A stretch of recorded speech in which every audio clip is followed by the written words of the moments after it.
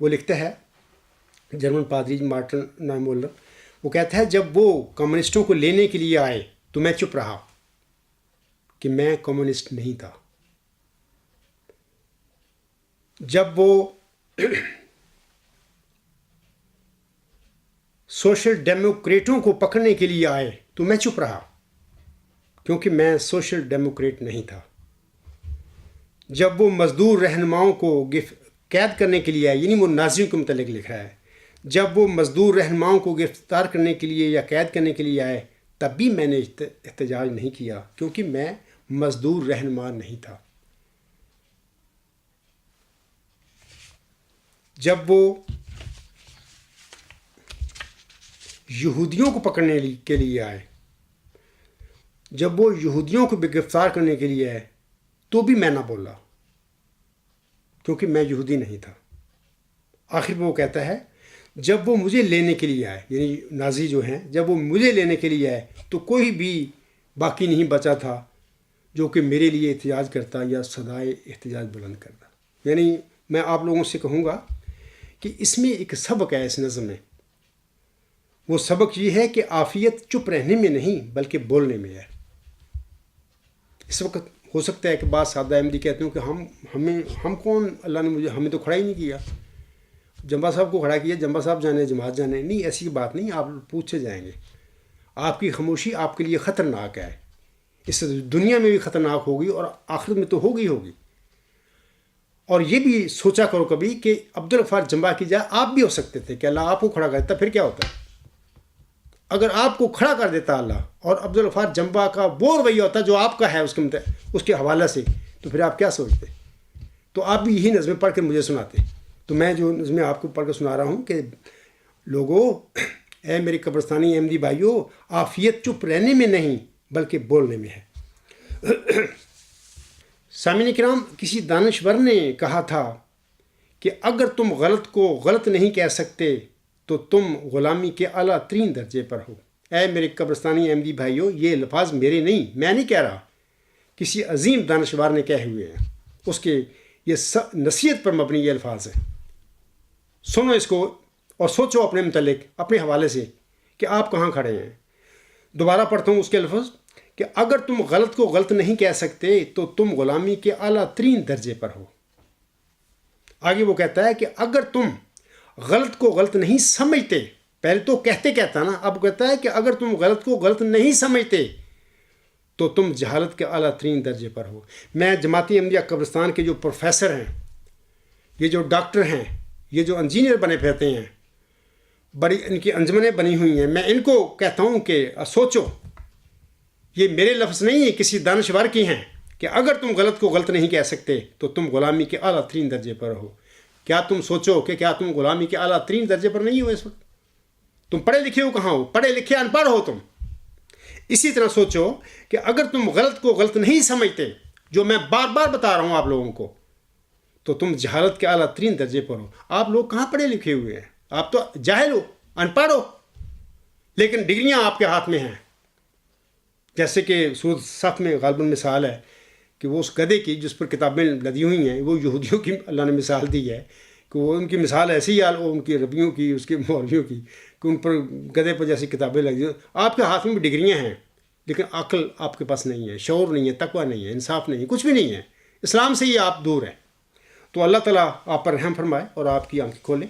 تو میرا مقصد تو سمجھانا ہے، منوانا نہیں، منواتا اللہ ہے۔ پھر جب اللہ تعالیٰ اتمام حجت کر لیتا ہے کسی قوم پر، اپنے معمور کی بھی پھر آزمائش کر لیتا ہے اور اس کے ساتھیوں کی بھی کر لیتا ہے، تو پھر آخر پہ اللہ پھر منوایا کرتا ہے۔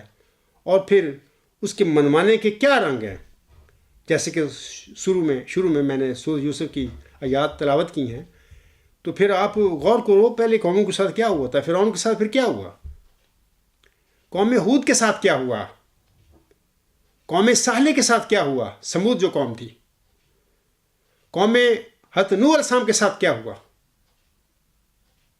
اسی طرح یہودیوں کے ساتھ کیا ہوا۔ اللہ نے پھر کیا کیا؟ 2000 سال تک ذلت اور رسوائی میں بھٹکتے رہے ہیں مسیح عیسیٰ ابن مریم کو تکذیب کرنے کے بعد۔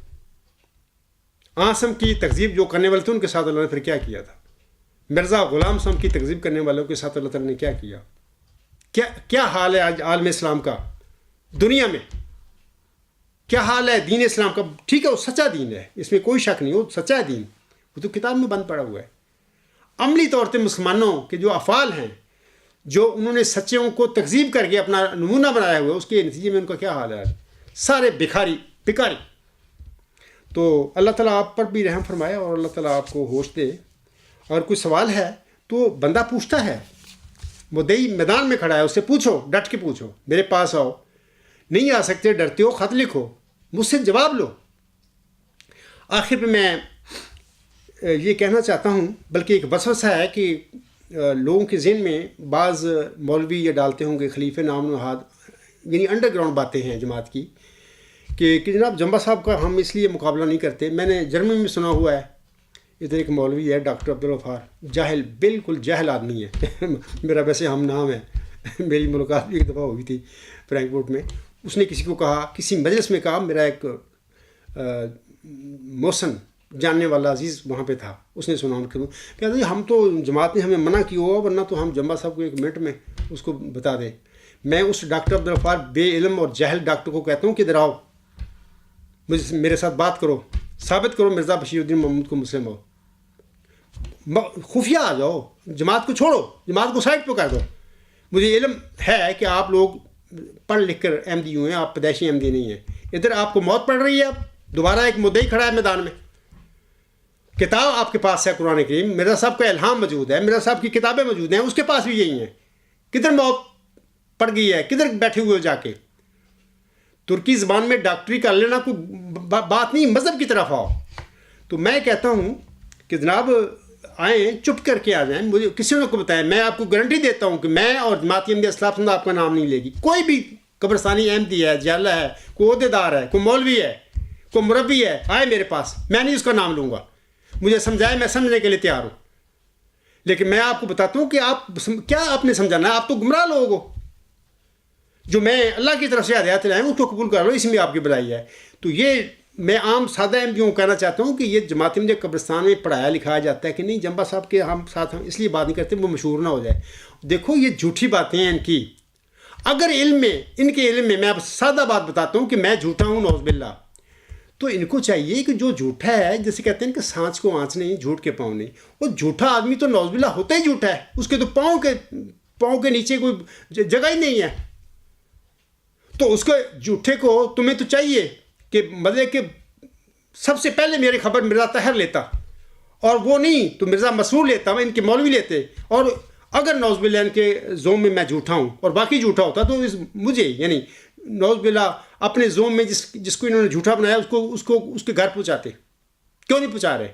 اس کا مطلب یہ ہے کہ میں نہیں جھوٹا، یہ جھوٹے ہیں۔ میرے ساتھ بات کرنا کے لیے تیار اس لیے نہیں ہے کہ خود جھوٹے ہیں، میں جھوٹا نہیں ہوں۔